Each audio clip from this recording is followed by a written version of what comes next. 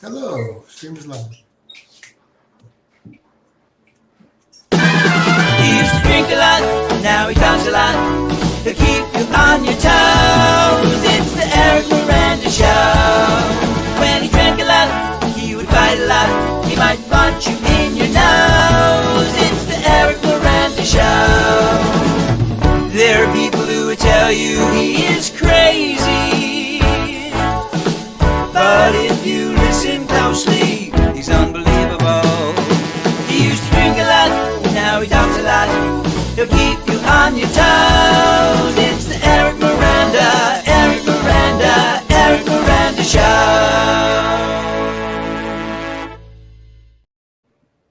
Good evening. Good evening. Can you guys hear me? Everybody hear me all right? Hello, Eric and wife. Yeah, what's up, Jesse Taylor? Now Jesse's fuzzy, and my concern is not just that he's fuzzy. Is he just fuzzy to me? Is he fuzzy to everyone? And am I coming in clear to you guys? I can hear you. Cool. Jesse Taylor, can you hear me? I hear you. All right, cool, man. Cool. So anyway, so this is hectic. So now this week, wife is in Florida, and I'm here. And then I just had the craziest thing. This is the dumbest and craziest tech problem I've ever had. I was trying to fix my internet to make sure it was working with the wire versus the wireless. And I thought I was clicking off the Wi-Fi. And I clicked off my Bluetooth. And all of my stuff is Bluetooth. And I was in a panic until my son figured out that those little fob Bluetooth things are not Bluetooth. They're actually it's like having a hardwired thing. So he saved us. So tell me about your week, folks. I haven't gotten saved in a week. You haven't what? I haven't gotten saved. You mean I've been like, looking to get saved. like Jesus saved? Jesus, Bluetooth, Bob's, whatever. Bob's. Anything that'll save me. Guys, am I freaking out about this layout right now because I've been at the other place all for the past 2 weeks, or? You're in the center. I know, but like it That seems means you're like the star. we're all cropped, you know. All right, so let's talk about this. Okay, so Britney Spears, by the way, has been pulled over twice for crossing double lines. Who did that? I did that. I was trying to get you in the middle. No, I'm in the middle. It just doesn't seem like. Anyway, so all right, so Britney Spears. Now, Britney Spears also says in her memoirs, I think it's called The Woman in Me. Is that what it is? Yeah. Is that a Life in General song by Rob Jack and Kenny Siegel? Anyway, so The woman in me.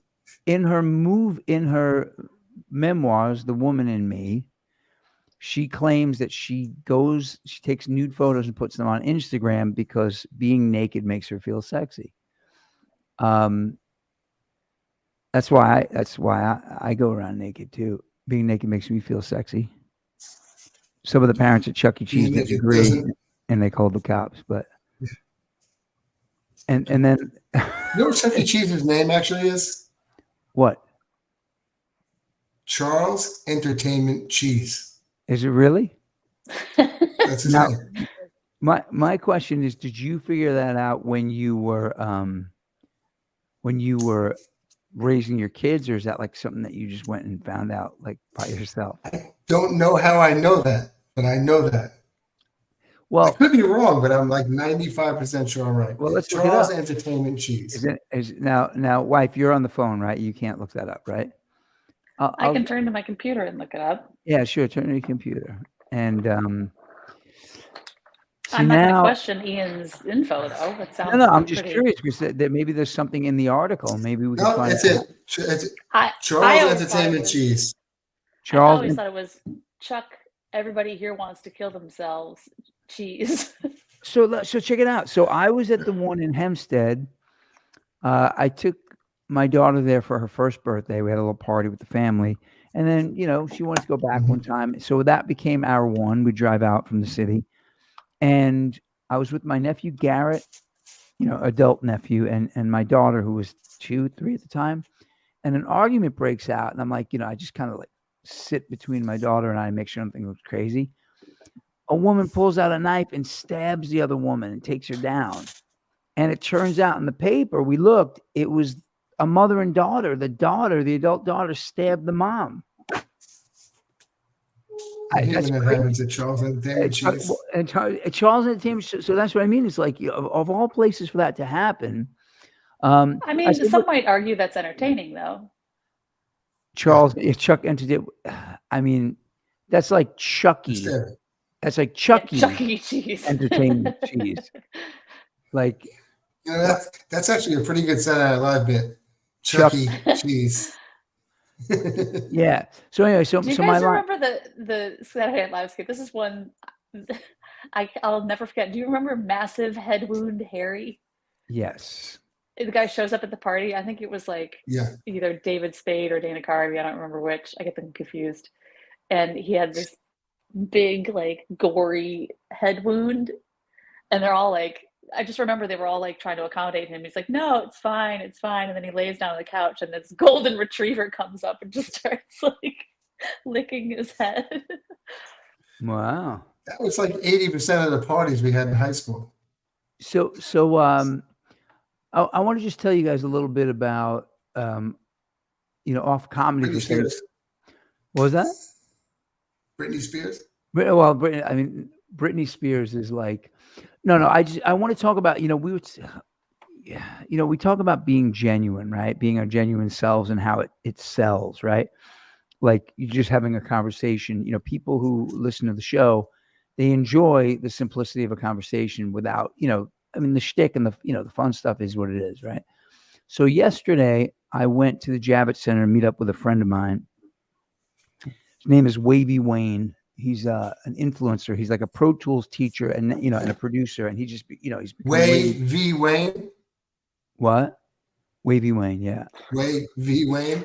Wavy, right? And the V stands for victorious. Way victorious. So no, Wavy the V stands for vibe.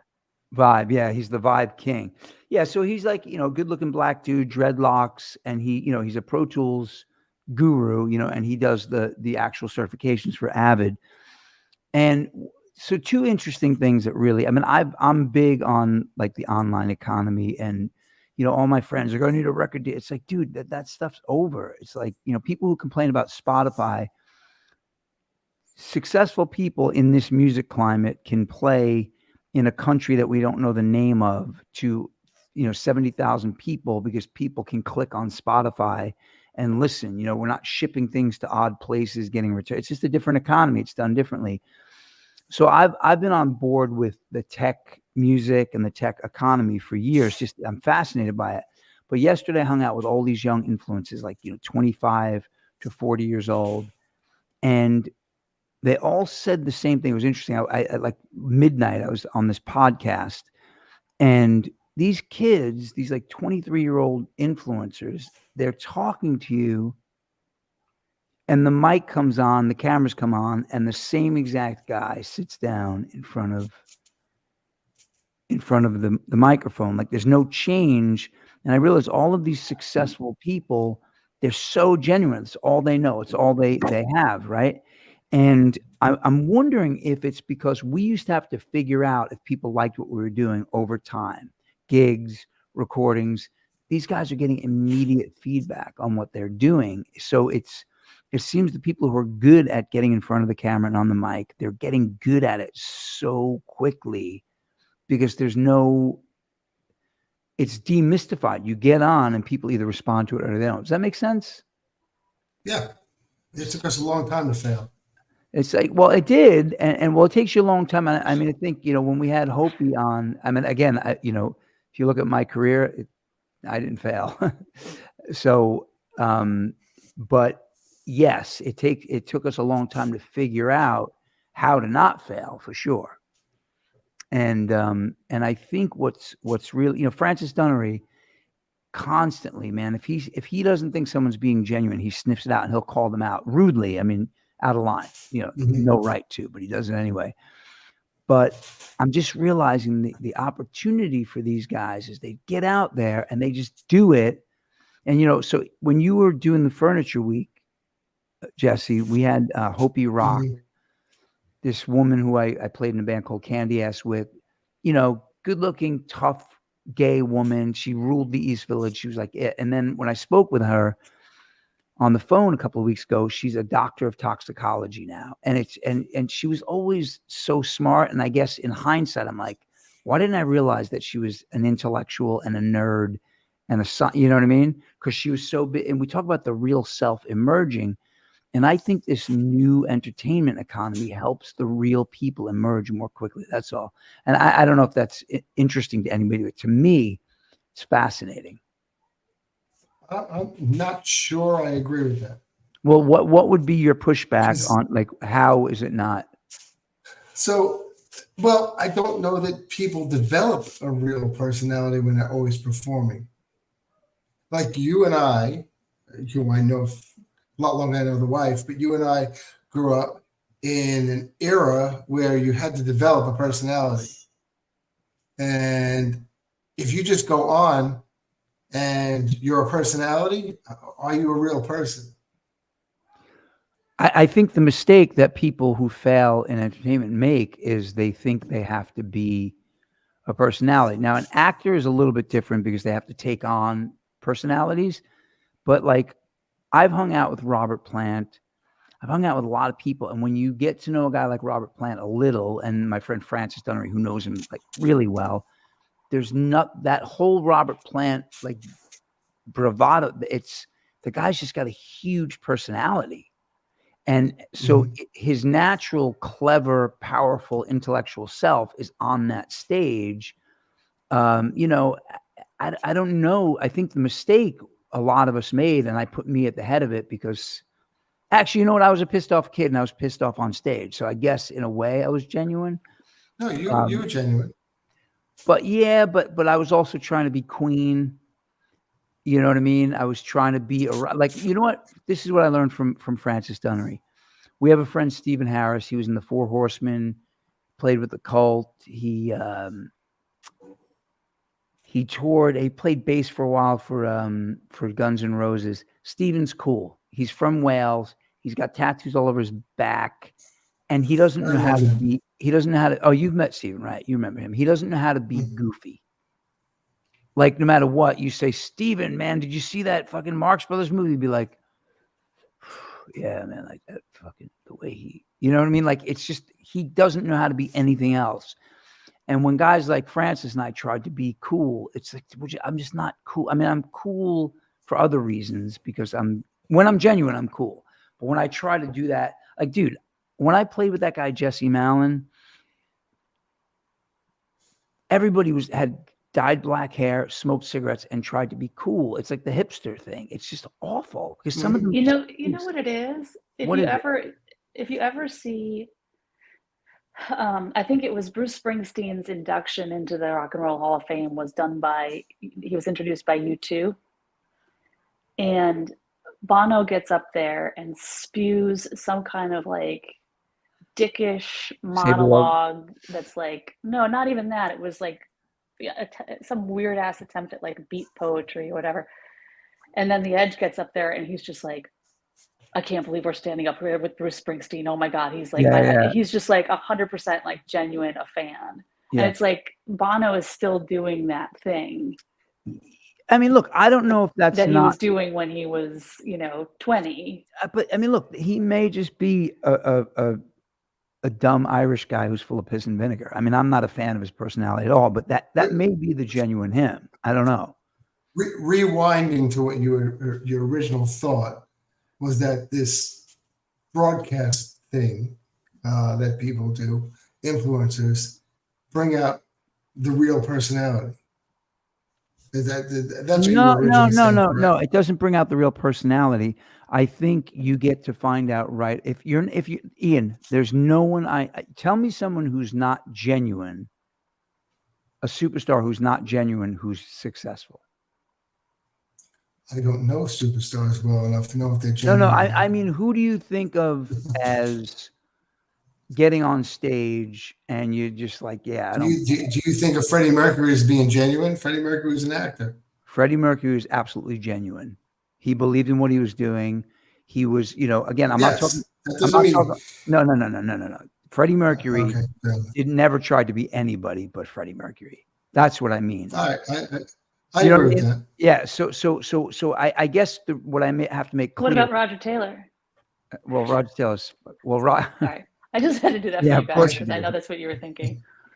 We both just flushed. Roger Taylor's not the one who's not genuine. We're not genuine when we talk about him because we act like we like his music, but we're actually in love with him. No. So I have to make this clear because I think I think I'm putting you at a disadvantage. Obviously, a personality on the air, it's got to be the same personality. So I started with that. So you can have a different personality, like Freddie Mercury can be shy the way he was and then be like, ta-da, on stage. That's not, he really believed in what he was doing and he was trying to be himself creatively. The thing with the personalities, the online personalities is I did this thing called the morning cast for a while and I'd get on with my morning voice and I'd be like, good morning, good Monday morning. And it was genuine in that I really have a shitty low voice in the morning and I would slow down. And Francis Dunnery and Drew Santisero, a couple of people, Josh Davis, and Josh and Francis are both really successful people in the arts. They were both like, dude, it's not working. And it worked for some people, but it wasn't working for them because they were like, dude, we know you. And what happened was after 6 episodes of it, I couldn't do it anymore because I had to think about it. And then when I was talking to Wavy Wayne yesterday, Wayne. Right. And by the way, any Pro Tools users and audio guys, look up Wavy Wayne right now. Just Wavy Wayne Pro Tools, millions of hits, hundreds of thousands of followers. And he and I were talking about this yesterday. He said, Eric, I look at my first video. There's a guy named Mitch Gallagher who works for Sweetwater. And he does tutorials and he gets a lot of hits on the internet. He's like, hi, I'm Mitch Gallagher. And he's like, he may have a handlebar mustache, but if he doesn't, he should. Big white dude, kind of, long silver hair. And Wayne said, I got on my first video and I was like, so, hey, Pro Tools user. And he did that. And he said, his friend was like, dude, who's that? Are you kidding me? He goes, no, man. He's like, dude, you need to redo that. And Wayne said he looked at it a few days later and was just like, kind of like, yeah, man, that's not going to work. And now he's the most genuine guy. But even a guy who is as naturally gifted a communicator as this guy, it was a perception of what he should be doing instead of what he should be doing. And these kids, as we're like laughing and talking in their studio and fist bumping and all this stuff, and the same guys get onto the stage, onto the studio floor, and nothing changes. And what I'm saying about the internet is they're going to know right away. They're going to know immediately if what they're doing is genuine, because if it's not, it's going to fail immediately. And then they have to force themselves to get out there and be themselves so they can continue to do it. Does that make sense now? I mean, is that It makes sense. No, it makes sense. But you're also talking to somebody who's on as Jesse Taylor as the problem. Well, dude, guess what? Okay, so you know what? I'm glad you brought that up. Fucking okay, you ready, motherfucker? Let me tell you something, motherfucker. Last night, I just cussed on the Eric Miranda show. I was on with a mutual friend of ours who shall be nameless, and he said, I was just going to impersonate him, and then it would have given away. But I'm going to say, he's like, if Jesse Taylor's dead, bury him already. So, I guess you have an idea who that might be. And he's not dead this week. But I'm going to tell you something as the problem. Yeah. And I'm going to tell you this on this show to the half dozen or 2 dozen or 3 dozen people watching on the various platforms. Jesse Taylor is hiding an irresistibly lovable guy named Ian. I said it. Well, thank you. Jesse Taylor is you not being now you're genuine right now, and you've been genuine on the show, but some of the Jesse Taylor stuff, like, dude, I perceive you as a smart guy, a nice guy, a great dad, and then you do the beat poet thing, and I grew up with you. You're not a beat poet, you're a fucking nerd. But doesn't he get to be that sometimes if he wants to? I mean, look. Yeah. Look, it's all part of the same. We're all schizophrenic, and we all have our own issues. I just named my other. That's Jesse Taylor talking. I don't think Ian agrees with that. I agree with that. I 100% have named all my personalities. That's all. You don't have. You have. Look, come on. It's all the same guy. I'm going to tell you right now. If anybody is anybody jumping in on comments, or can you not see it, wife? I can't see it. Oh shoot! There's comments. I'm saying. You know what? Let me see what's going on. I see comments, what's up, Ed? Of course. All right. Let me just. What did my kid pissed me? Come on. All right, guys. You know, Ken. All right. Listen, I got to say hello. Damn Yanni, Michael, Joe Welsh, George Chenis. What's up, man? Joe Welsh, Wendy Salucci. What's up, Wendy? Look, all right, cool, man. I just realized I thought wife was going to be monitoring. I'm sorry about that. So I want to know from a couple of people who know you. I can't believe I'm calling you out on the show. It's because I love you. Who do you guys like better? You really want to go at it with me? Yeah, no. Who do you guys like better? The Jesse Taylor persona or Ian Geltner? It's the same persona. It's not. It's not. Ian, so let me tell you something. I not only would I come to Ian Geltner for advice, I do, and I have, and I will continue. I ain't going to Jesse Taylor for advice. Because Jesse Taylor's going to say, yeah, dude, just start drinking again. You know, it's all, you know, we're all just like, you know, dying. We're not living. We're on our way. Neither. Thanks, Ivan. Well, and you know, speaking of not being genuine, Ivan's a nice guy who just lied to us because he loves Ian. No, but the thing, all I'm saying about the persona is, you know, shtick. And I mean, it works, but like now we're doing an hour and we're going to be increasing it, right? It's like, where are you going to come up with Jesse Taylor thoughts when you're actually Ian? Because it's the same thing. I just name it. That's all. Somebody said, ouch. Wow. Lori Dreyfus said, ouch. No, I don't think it's ouch. I mean, look, okay, you know what? It's only a name, same body. All right, Joe Welsh. Sheila, are you putting those up or am I? I can't see them. I figured out how to put them up a second ago. Oh, cool. You can control that for a second. I don't think it's an ouch because I'm not Dale Adrisi, the Adrisi brothers. Okay. Speaking of not being genuine, let me tell you about Dan Volkmer. Dan Volkmer. I was Dick Adrisi, by the way. He was Dale Adrisi. Right. Well, you were Dick Adrisi because you were being a dick because you weren't being yourself. So I'm a dick. I was born that way. You're not, but see, I wish you were. Look, you can be a dick, but you are you're actually one of the most genuine people I know. Now, I'm going to tell you about Dan Volkmer, and he's going to get pissed. See, Dan Volkmer just said Dale Adrisi forever. Dan Volkmer, he's a big dude. He studied martial arts. He's dangerous because he's actually a happy little kid who wants milk and a cookie, and he wants to hang his feet off of his freaking chair like this. But instead, he's a tough guy. He challenges the world.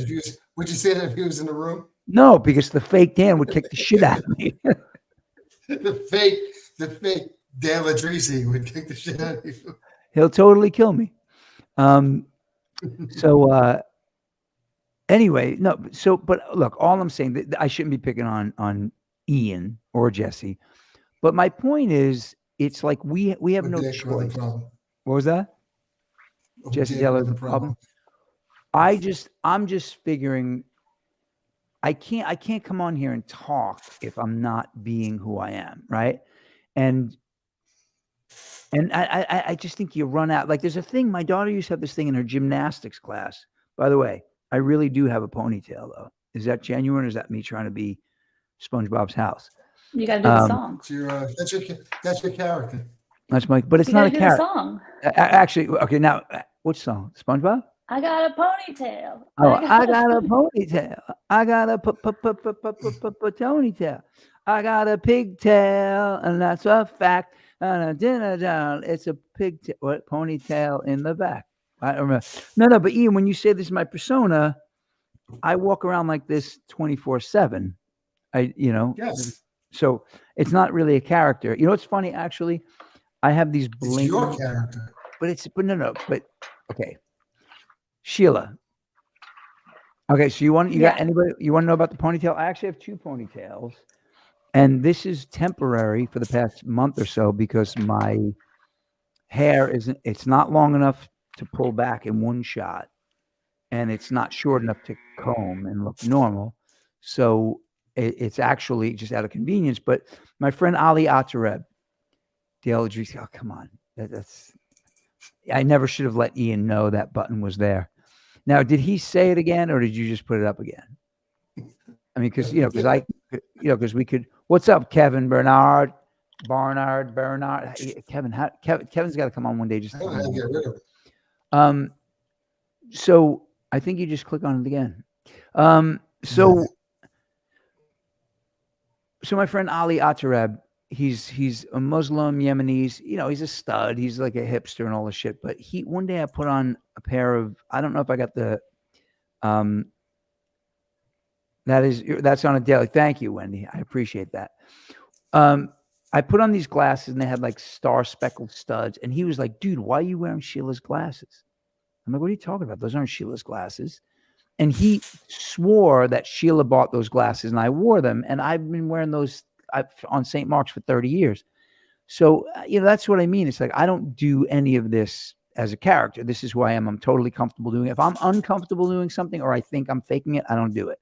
I just started wearing skinny jeans. I didn't say you were faking it. You've been a character since the day you were born. But that's what I mean. It's not what makes you you. Okay, what would you think? Right, but that's not a character. That's who I am. That's what you said, right? What would I do? Okay, all right, so I'm going to take a little survey here with people watching. Would anybody, okay, so if I went into a sales meeting with you, Ian, and somebody said, Eric, what do you think of our quarterly earnings report? The most natural answer, if I knew, would be like, I don't know. I mean, my opinion is probably somewhere in the middle of everyone else's.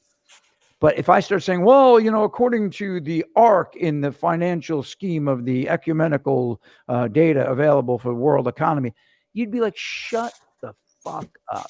I can't. But I know people who do that. Bill Spencer talks like that all the time. He can't not, because that's who he is. And he's also charismatic and funny, but he talks numbers genuinely like a banky. Can you call somebody banky? I just called him Banky. So he's. I gotta flip the camera, guys. I'm freaking out. I think I have something stuck in my tooth, and I have to switch. I gotta mirror my camera. See, this is all your character. It's not a character, okay? But again, how's it a character? But this is what I mean. It's like I said it's your character. It's okay. All right, so let's figure out the difference between my character and a character, right? And I'm sorry I attacked you. I was actually, the truth is there are a few people who I've spoken to over the day and over the past few days about this. I put myself at the head of the not always authentic list. I always try to be authentic. When I act like a tough guy, it's absolutely not who I am. You and Bill are both characters. Fucking Bo Lackey. No acting, right. No acting, by the way. If you guys knew. I agree. That's what I've been trying to say. Thank you, Bo. Okay, well, but if that's what you're trying to say, I agree with that. But the Ian I know and the Jesse Taylor, those are 2 different guys. I don't think you're a dark guy. I don't think. I think you're 1,000% wrong. Dude, I think you can be a little depressed sometimes. Hey, Barry, have you ever been depressed? All right, let's get off character. Let's get off. I'm going to tell that story. Normally, I wouldn't say Barry Nagel's name, but he blocked me and unfriended me. I don't know why. He told me he had COVID and started telling me. He told me that if I don't get vaccinated, blah, blah, blah. And I said, Barry, he's like, you don't know what COVID's going to do in 5 years. I said, you don't know what the vaccination's going to do in 5 years. I didn't tell him he was wrong. I didn't tell him I shouldn't get vaccinated. I told him we didn't know. And he hasn't spoken to me since. So he blocked me. He doesn't return my calls. He hates everybody. I think because everybody hates him back. But anyway, I got to tell a funny story. He's a talented drummer. He's got a degree in music performance, and I've used him on shows, and he's super reliable and he's great. And I like him. I don't like that we're not talking, but whatever. But let me at tell this point in our life, Eric, when he said that line, the two of us were a mess. Okay, no, but it would. Okay, We let me tell the story. So I don't know if anybody can appreciate this, but we were doing a song. It was Mike Cronin from the band Cronin, Jesse Taylor, me. Was Lords in the band? Yeah. So Lords Talvey, the female violinist singer, she's great. And we were doing a song, and we're at my kitchen table. We're at my parents' kitchen table, and we were doing harmonies. And we had a 3 or 4 part harmony going. It was really dark. And then Barry said, "I want to sing." And we're like, "Okay, sing." And he went, "Bah," and he put a third on it, and it turned into the Beach Boys. And I said, "Yeah, Barry, I said, you got to pick something, a little bit, we don't want it to sound as doo-woppy or as Andrew Sisters-y, right?" And he tried again, and he goes, "Let me go lower." And then he went a lower third, and he just kept making these beautiful major chords out of this thing. And finally, Cronin, whose hair was down to here, he looks like Gene Simmons. He's got pins coming out of his shoulder, probably shit in his face. I don't know. Was he pierced? I don't know. Or was he just? No, he wasn't pierced. He was just 6'3" and 2'9", and 320, and definitely dark. Yeah, just everything was right. And he just, on the third time, I was like, "Well, Barry," and I'm trying to be diplomatic. He put his arm around Barry. Put his arm around Barry. Says, "Hey, Barry, have you ever been depressed?" He couldn't come up with a depressed. It was just so great. So what? Don't do the bun. Yeah, Bill Houlihan. Come on, Billy. Do you even have hair left? Come on. By the way, Bill has hair, but I get a lot of this with the bun from bald people. It's just like, okay, I have choices. All right. So, hey, do we have any odd or not odd in the queue? We'd have to make them up. Can you make one up? I don't have anything. All right. Odd or not odd? Biting the corner off the bread before you put it in the toaster. To me, that's odd. I cut the corner off the bread. I don't bite the corner off the bread. You cut it's the corner odd off unless you have siblings and you're trying to label your own. So wait, you cut the corner off of your bread? Some rolls that have those little sharp corners, I will cut the corner off the bread. Right. Hey, by the way, let me don't you dare oh wait, hey Glenn Walsh, what am I not explaining? Why my hair is like this? Glenn, guys, I'm so used to wife being in charge of this that I feel like I'm missing out on. So I got a text from Ivan, and he wants to know if sharding is odd or not. Oh, come on! Did Ivan really send you that? Guys, we can't go. Look, we got as close to shit humor last week as we can get for me, because it wasn't shit humor. It's not really shit humor. Is it odd or not odd? Sharding? Well, I'm still worried about Jesse Taylor's brother and whether or not he was ever informed. I never asked him. But wait, let me ask him. Let me ask you this though. What did you get the text message or did Jesse send you the thing about? Apparently, he's not the only person who wipes standing up. Yeah, the article. Yeah. No, I put it up on our page. And I had a few other people. Oh, look at this! I like to having conversations amongst themselves. I feel so left out. All right, odd or not odd? Adam Lambert in Queen. I mean, Sheila and I saw him live. I mean, nobody's Freddie Mercury, but I don't know if that. I don't know if Queen would have ever become what they are. It's kind of like the David Lee Roth thing.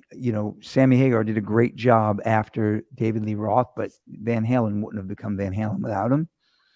So I don't think Adam Lambert would have sold Queen the way Freddie did, but for a guy I think I told you this, Ian, when I saw him live, he had this great balancing act where he was a flamboyant superstar, but never tried to take anything from Brian and Roger. You know what I mean? He was really great at just kind of being the big flamboyant guy, and then just kind of fading back, letting them do their solos, their thing. I think he's a pretty gifted dude. Has anybody else seen? Not odd. Not odd. I mean, I don't. Paul Rogers was odd with Queen. Well, that's a good question. Paul Rogers, no offense, that was just stupid. Paul Rogers is great. Paul Rogers is great. He's great in the two bands he was great in, but it's like what Paul Rogers did was kind of remind you that Brian May should never play the blues because he sucks at it. No, George Harrison and Brian May, they're so white. They're so white. It's just horrible. Jimmy Page and Keith Richards can pull it off, but God almighty, like Sleeping on the Sidewalk. I saw a thing where people talking about, they were dabbling in the blues. That's not the blues. That's white guy music. Sorry. Dabbling. That's not dabbling. I don't mind the song at all until somebody tells me it's blues, and then I'm like, come on. That's the word dabbling. Odd or not odd? Well, dabbling. What do we know, wife? Do we know the definition of dabbling? I would say it's putting a toe in and just testing something out on occasion. So trying something and testing it out. Yeah. Okay. I hope Bo Lackey is still on right now. Actually, no. I just blew it because if I would have I got to get off the subject. If I would have told the story I was just going to tell based on what Bo Lackey said, I would have blown somebody up, and I can't do that. So, but you know what? I told Marcus that something was negligible. Bo Lackey, weird enough. Wait, was it weird that I was going to say something? And all right, I'm actually going to. So I said negligible, and Marcus said, "What does that mean?" And it was one of those rare occasions where I didn't know how to tell him what it meant. I mean, obviously, it comes from the word to neglect, or something is not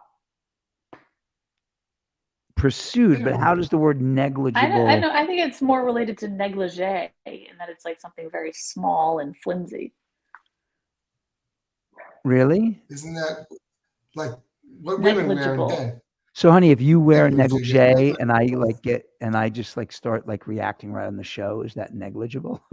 Is that negligible? When you wear a negligee, it means that actually makes sense. So I was completely wrong on where that word came from, which is a little bit of a blow to my ego because I fancy myself a word guy, but that's I got to look it up now. Stay tuned. I'm pulling a Berman. I'm making it up. But I have a feeling I'm making it up. You guys want to hear how bad I am at words? I can't even spell negligible. Actually, I spelled it correctly. Damn. I thought that would be more fun if I couldn't even spell it. So small or unimportant as to be not worth considering, insignificant. Well, we know what it means, but I guess I didn't know why. I thought it came from negligible history. Because when you neglect something, it's usually massive. So it's derivative of the etymology of the word is clearly. But it's derivative of negate. Is it negligible? Okay, no, you're right. So etymology of you guys are schooling me right now. Etymology of negligible. What's etymology? You know what etymology is. Come on. You don't know what etymology is? Insects. No, etymology is the beginning of something. That's entomology. Entomology. Okay. And then I thought entomology was when you studied Entenmann's cough. Guys, you guys want to hear something crazy? The study of donuts. Guys, I'm actually correct. It says mid-19th century from obsolete French from négligé or negligent. So that's negligent. So that's weird. So I told Marcus, it's like when you neglect something, you don't put a lot into it. So it's negligible. But then I realized that doesn't sound right. And when you guys are talking about negligee, sparse, I was like, okay, that makes sense. And it's actually what I thought. Damn. Okay, all is good. Man, my friends here are having conversations without us, which is fine. Vinci Smokes, what's up, my brother? Well, you're supposed to put the things up so that we can have the conversation with them. But okay, so all right, so Vinci Smokes is he's a guy from here in the Bronx. He's a music producer who was with Brandon Hall. Always nice to see you too. Always nice to stumble into being in the right. Well, Brandon, you've known me long enough to know that doesn't happen a lot. So I want to talk to you about Vinci Smokes. So Vinci Smokes is a music producer. He was with me last night. And what's interesting is we've both known the guy Wavy Wayne for a couple of years, but online. We're like this, for 2-3 hours a week. And we both met Wavy in person for the first time yesterday. And this is another weird thing about this new world of video conferencing. Like Wayne and I were sitting in a restaurant and somebody said, "Oh, hey, how long have you guys known each other?" And Wayne's like, "Oh, about 2.5 years or, a year and a half, whatever." And then she walked away and we were like, "Damn, we just met in person today for the first time." Isn't that wild? Yeah, So we've been like, so it's like a cool thing. So Vinci Smokes, who sent that right there, he was with me and experienced. He was at Herbsis. What was that? Am I saying it right? Herbsis. Herbsis. Vinci Smokes. Herbsis. Herbsis. Is that what it says? Oh, Herbsis. I guess that makes Vinci Smokes Herbsis. Yeah, I guess that makes sense. So Vinci is from he's about 1.6 miles from where I live, and we've been friends online. Well, I drove him home last night. That's not on the map. Who says 1.6 miles? You said a mile and a half. That's my fake persona. That's me trying to be the guy in the boardroom. Now Brandon Hall, who also don't explain that. No, I won't do that, Glenn. That's for us, man. So Brandon Hall, I met through an artist named Joshua Davis. Joshua, he did Barneys.com about 25, 30 years ago. And he was one of the first people to make, we click on websites now and things move. That wasn't a thing. Websites, if you guys remember in the early days, were static. And this guy used Flash, but he used animations. And Brandon's a high-level programmer with a book called, what is it? Demystifying Flash.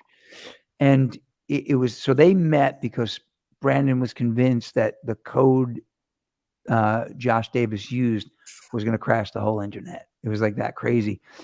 And then I met Brandon, and I've done work with him over the years. And I've met very few people in this world who I say are genius, but that man is a genius.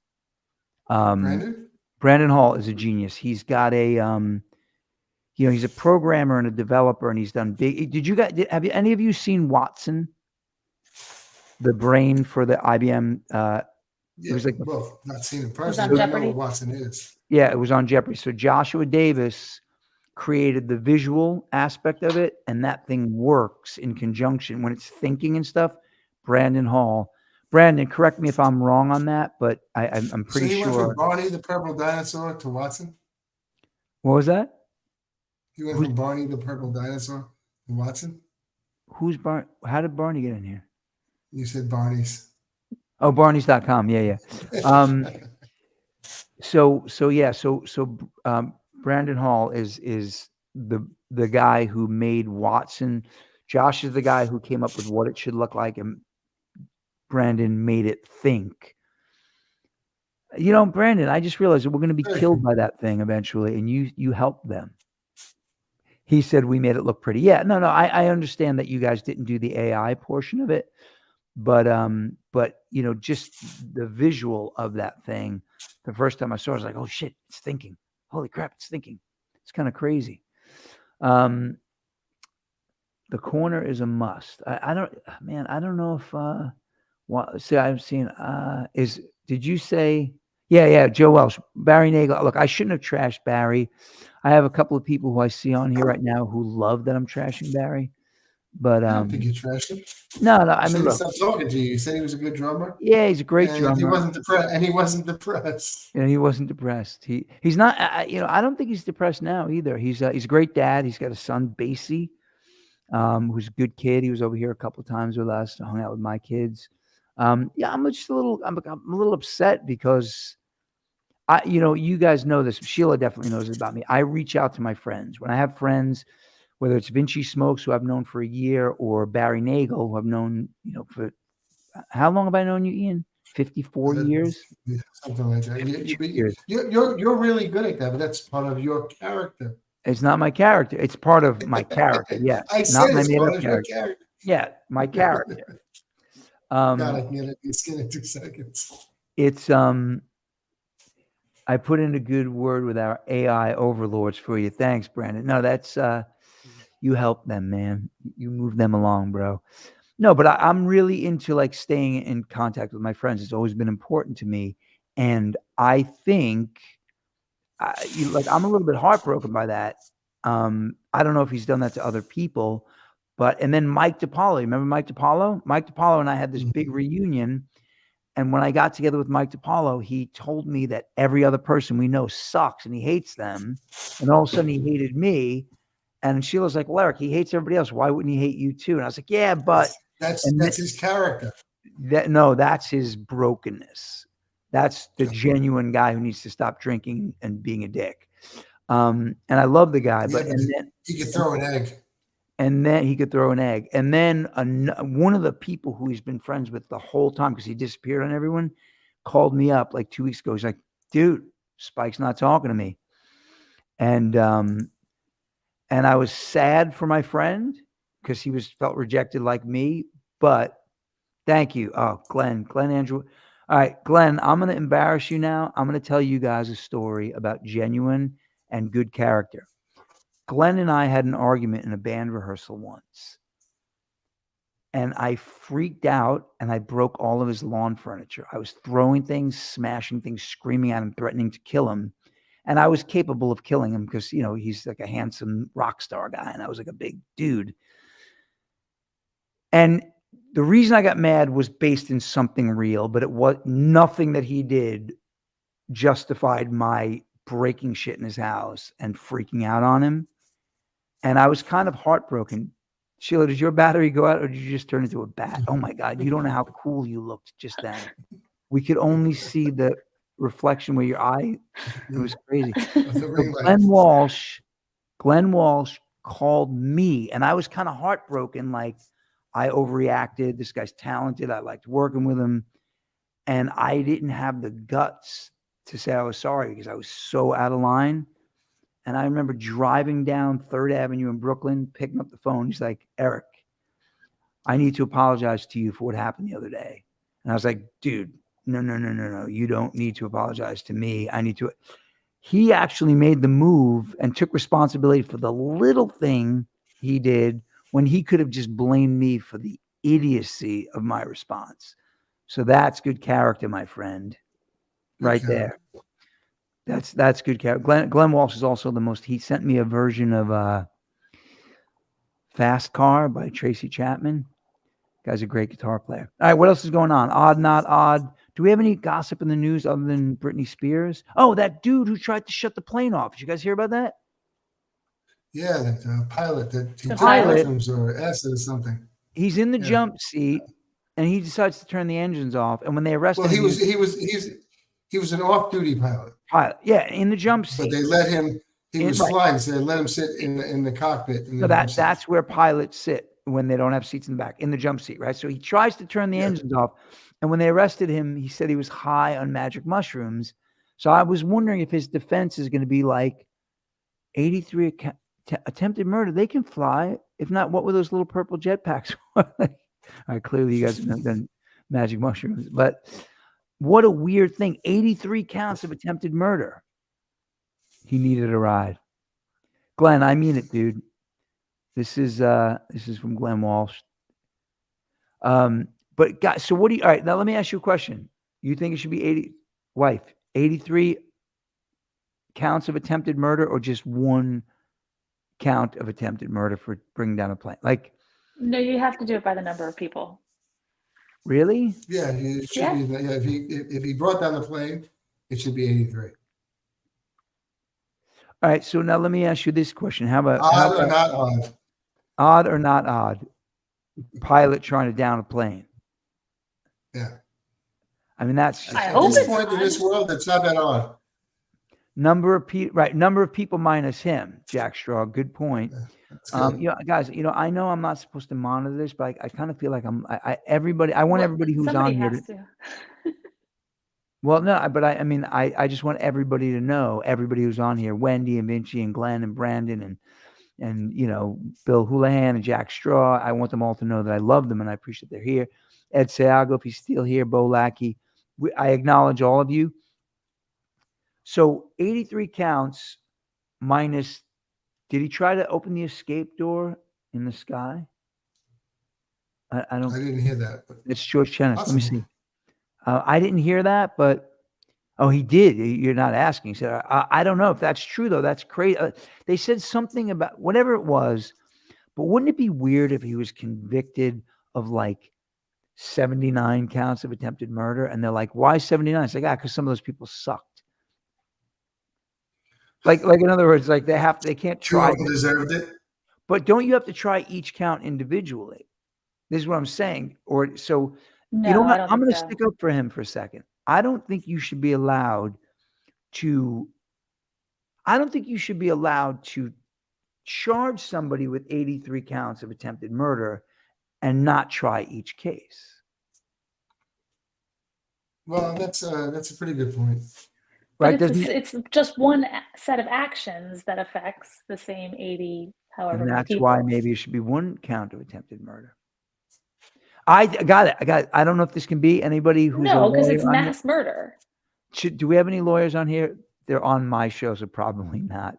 I disagree with you, Eric. It should be 81. If you kill people, hang on. Should be arrested 81 times. Should be one count of attempted murder of 83 people. Got it. Voila. What do you think? But that's not how it works. So theoretically, if we made the laws up. So you can say it's not how it works. I'm saying it should work that way. One count of murder of 83 people.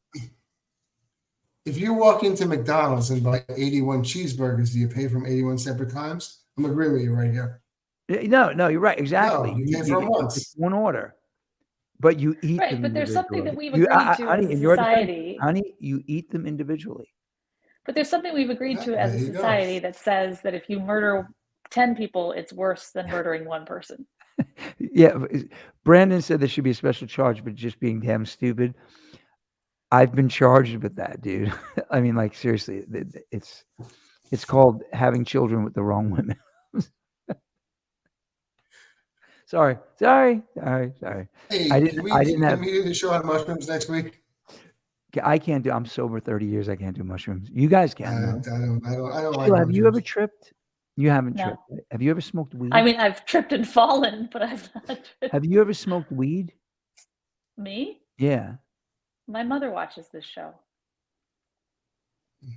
Have you ever been depressed? Have you ever been depressed?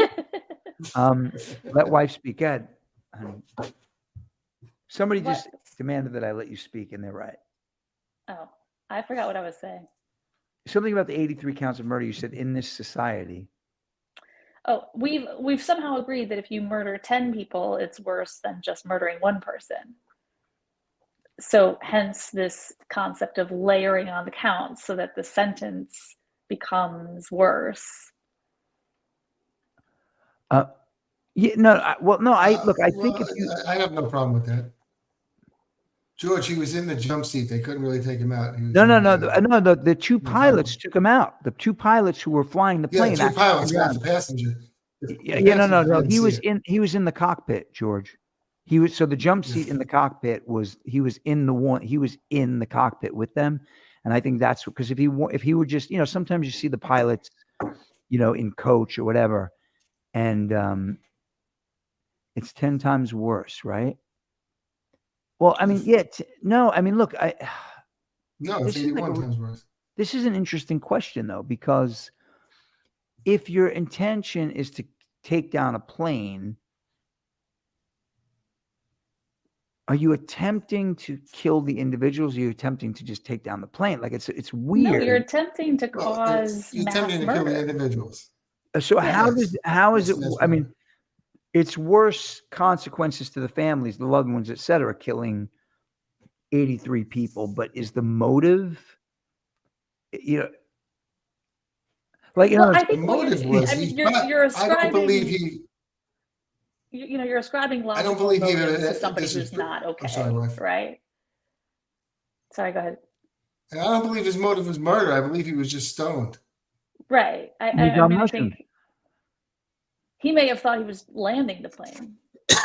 He tried to engage the fire extinguisher, which immediately turns the engines off. No, he tried to crash the plane. No. I actually, no. Right. Well, because he knew that. I mean, he's a pilot. But what I did read what Jack Straw is saying. Jack Straw, speaking of personas, Michael. But hang on. So now let's get into this motive thing, though, right? So first degree murder is when you plan, like, it's not heat of the moment, it's not an accident, it's not like, hey, I went to rob him, I thought he had a gun. It's premeditated. Right? So this guy, if he premeditated taking down the plane, right? He didn't know how, unless they saw him going 1, 2, 3, 4, 5. He could not be charged with first degree murder of 83 people because he didn't know how many people were on that plane. But so I just think and what's the difference if you get first degree murder and it's a life sentence in Seattle, or what's the difference? If you get consecutive sentences, not concurrent sentences. Right. But this is what I mean. So let's just say it's a life sentence without parole. 83 counts. Come on. I like when I always like when a mass murderer gets like 200 years in prison. I don't know why. I do like when they say that. Or he's got triple life sentence. Like he's gonna die, come back and go to jail. I like to hear that. Now hang on. This is getting interesting. So Brandon Hall very hilariously says he premeditated taking mushrooms on a plane. As a guy who's sober for 30 years, I wonder if he premeditated that because, as an alcoholic, I drank because I was happy, I drank because I was sad, and I drank because it was Tuesday. But then, this is what George Chenis said. He told the flight attendant to put handcuffs on him because he was hearing voices. Does that kind of exonerate him from attempted murder? Because he's like, hey, I'm flipping out, I'm hearing voices. Help me help you. Helps his defense. I believe that was after they took him out of the jump seat of the cockpit, I believe. Hey George, did he tell the flight attendant to put handcuffs on him after they walked him out of the cockpit? Or so it sounds like maybe they weren't that worried about him after the fact. Is this a serious conversation? Bo, do you know about this, Bo? Now I need Bo to jump in now. I'm kind of upset with that. Okay, hang on. Now George Lujak, who I had dinner with 2 weeks ago, I just looked at his comment. It's long. There it is. Attempted murder of 83 reckless and dangerous. He didn't know the count irrelevant. So, God, come on, can we have fun, please? Jesus. If someone sets fire to school, you started this conversation. Let's get back to Britney Spears. But okay. I thought this was going to be funny, quite frankly. I guess there's nothing funny about murdering 81 people, whatever it is. All right. So, do you guys have anything else on? Do we have any? Hang on, Bill Helene. I take mushrooms these days all the time. Sounds me. Are they magic mushrooms? He took magic ones, Bill.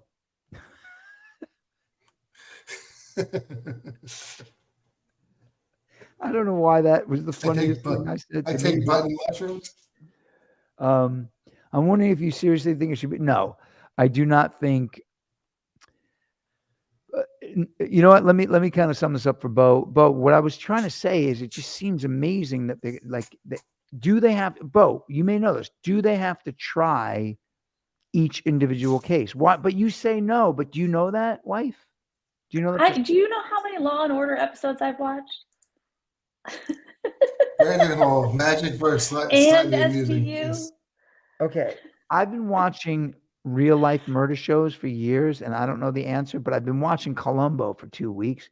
By the way, reruns of Columbo. We're experts now. I'm an expert. You see, wife, the thing that confuses me, if you came home from Mexico and didn't know in advance that something was wrong with your spouse, why would you not yell to say hello and greetings? Peter Falk. He's from the Bronx too. So magic versus slightly amusing. Anyway, Bo, I was totally kidding. Anyway, listen, y'all. Are we really at an hour already? I want to start doing the show longer, and I want to start doing more days. I don't know if anybody else can do that. I love you all. It's been a little hectic. Sheila's in Florida. I'm here. Last week it was the other way around. Jesse's in Texas, but sometimes he's in North Carolina or Brooklyn. And but we're getting it together, and we love seeing y'all. Is everybody else with me? Yeah, thank you all. Right. Thank you all, and we love you all. And hey, different show today. I did promise one person. I promised one person that I'm going to do something really quickly. Somebody asked me about the show, the theme show. Can I turn the volume down on this theme show? All right, guys. How did we get through the whole week without Carrot Head? Whatever, Carrot. Oh, you know what? It's because he started dating her, and he got killed. No. But the thing I was going to say about Carrot Head, without going overboard, because everybody was loving that guy right there. You have one Carrot Top. Thank you. You know what, you guys? That was so pretentious. By the way, that was me putting on a character. I never felt inspired to put up Carrot Top or Jodi Arias. I mean, I felt like putting up Jodi Arias. Okay, now I'm going to tell you a story. So, in AA, there's a thing called. So all right. I'm just telling everybody right now. You guys can make fun of me. You can think I'm uncool. I have a terrible eating disorder. Sheila knows about it because she lives with me. I went from eating too much to not eating. And it's like a thing. It's like a real problem for me. So now I go to the fat people meeting. I go to the OA meeting. That's mean what I said. And if anybody from OA is watching this, I apologize sincerely. So what people say about food is, with alcohol, you can put the plug in the jug, right? And that's it. But you have to eat every day, which makes sense. Does that make sense to you too? Yes. Okay. Mm-hmm. So I said to another friend of mine, I said, yeah, dude, with alcohol, it's easy. All you got to do is put the plug in the jug. He said, yeah, but I go to Sex Anonymous.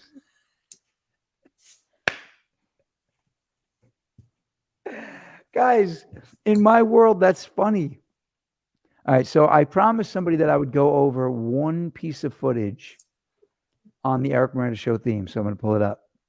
All right. Sorry if this is going to be loud and high energy, but ready, guys? Here we go. He used to drink a lot, now he talks a lot. He'll keep you on your toes. It's the Eric Miranda Show. When he drank a lot, he would fight a lot. He might punch you in your nose. It's the Eric Miranda Show. There are people who would tell you he is crazy, but okay, it was the horse question. Yes, I was actually rocking on the rocking horse, and it's in slow motion. But the thing that I wanted to tell you, and I'm not going to single this person out, is I had just gotten home from surgery, the day before, Sheila? It was like the day before I had knee surgery. So I had to put my left leg on the horse, like kind of kneeling down, because the horse is like 7 inches, 10 inches off the ground. And the other one was straight. So because they asked me about the face I was making, I was actually grinning in pain. So it was like the fakest smile I've ever done because I thought my leg was going to snap off. So I just wanted to promise somebody I would address that.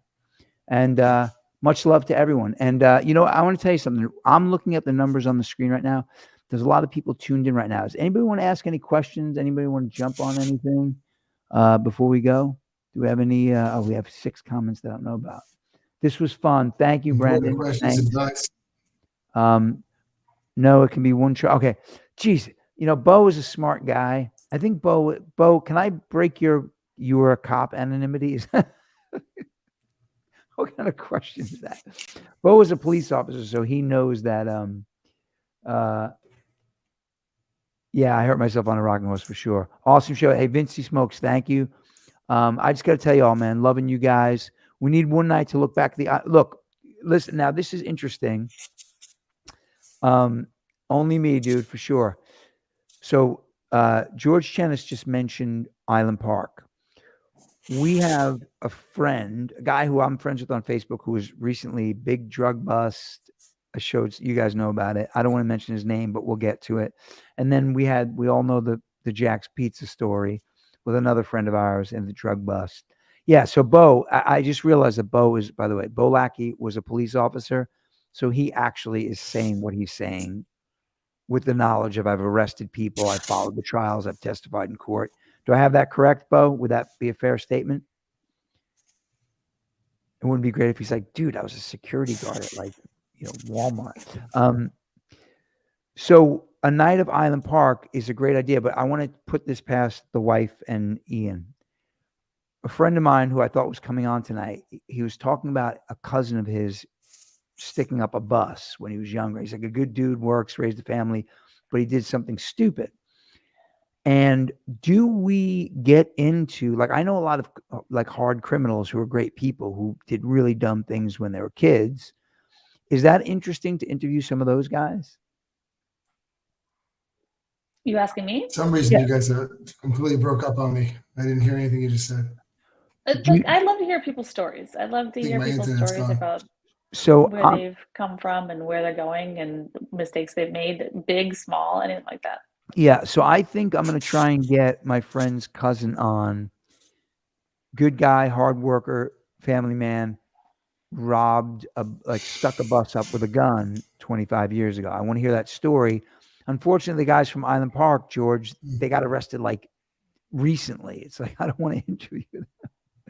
You know what I mean? Like meth lab. We had a meth lab down the street from us here in the Bronx blow up, by the way. Remember that, Sheila? On Tibbet Street? Yeah, it was awful. It killed a firefighter. Yeah. Oh, shit. I wouldn't even have brought it up SoCal later. Always a pleasure, Glenn. Always the same panel. We do have guests. Hey, Glenn, you got some good stories, man. You may be the guy. And there's a bunch of people who are on here right now who have great stories. I'd love to interview them. And I'm gonna go. Love you all, and we'll see you next week. Same bat times, same bat channel. Oh, where's my Batman mask? All right, take care. See you guys later. Bye. Bye. I keep losing you guys. So